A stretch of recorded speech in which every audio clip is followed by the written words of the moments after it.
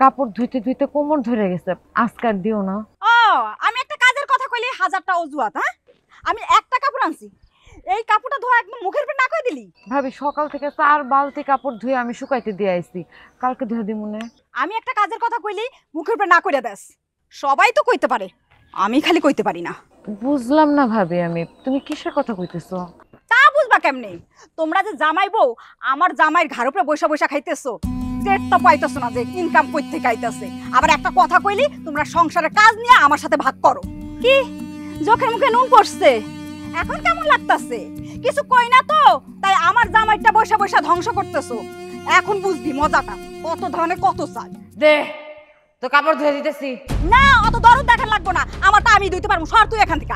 এই, তুই যদি তোর কাপড় ধুতে পারোস, আমার জেসমিনের কাপড় কেন ধুবো? এই তোর কত বড় সাহস, তুই আমার সাথে তুই তো কারি করে কথা কইতেছস? এই হারামজাদি, আমার জেসমিনের কাপড় তোর কোন বাপে কাইচ্চা দিব? তুই ধুবি? এই তুই আমার সাথে তুই তুকারি করবি না। আর একটা কথা কইলে তোরা কিন্তু আমার বাড়ি থেকে ঘাড় ধাক্কা দেবে করবি। গাড় ধাক্কা দিয়ে বাড়ি থেকে বের করে দিবি? আয় তোরে আমি দেখাইতেছি। আয় আয়, আয়, যা, যা।